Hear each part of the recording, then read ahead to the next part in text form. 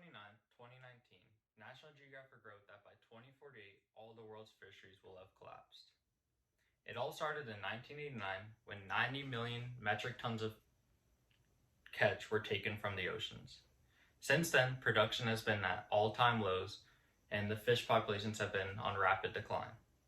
It is said that 53% of the world's fisheries are fully exploited and 32% are overexploited. This means that these fisheries are not sustainable and that if they continue, the fish populations will go extinct or just be rapidly declined in that area. The main methods that cause these overfishing problems is longlining and trawler netting. Longlining is a long set of line that spans for thousands of feet long, and it has that 500 hooks to 1,000 hooks on it. Trawler netting is a method that they troll a big net behind the boat, and it leads to having a lot of fish caught up in it, and even stuff like dolphins or turtles. Now, to fix this problem, my idea would be to have strict regulations on these trawler netting and longlining operations. They would have to look at the geographic area and see how much fish are taken from that area and if they're allowed to have that fishery there. If not, they should ban it, and every few years they could look and see if they want to re-implement that type of fishery. The realistic approach would be that they have to shorten the longline sets or shorten the size of the nets. A thing that we could implement that could combat the problem of overfishing is called marine protected areas. These are areas where people would not be allowed to fish. They'd be safe havens, protected zones for these fish, and it would be untouched, and it would be like the natural ocean where no one can go.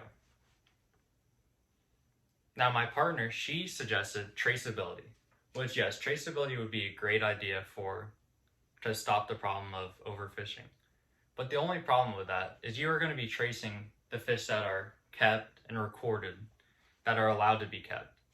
Now, the problem is that there's the stuff that is not recorded, the bycatch species like the dolphins, the turtles, or the untargeted fish. This would cause the problem of having a false sense that the populations are good, and it could lead to even more overfishing. The thing that they need to have on the water is marine patrol, or a lot of like FWC like we have here in Florida, checking on these boats. Solutions that have been implemented in our area that have worked, that could work all over the world, is like here in Florida, we have an area called the Steamboat Lumps. This is an area where the grouper this is their prime breeding ground, and no one is allowed to fish there. And it is prime habitat where these fish can live and breed.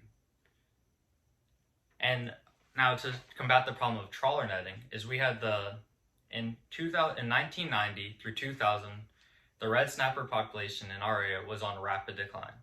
And they have found out that the problem with it was the shrimpers, and these shrimpers would drag the trawler nets and catch these red snapper, and they'd be released as bycatch and die. And in 2000, they implemented the thing where they stopped it for a while. And as of currently, we have like a really strong red snapper population, and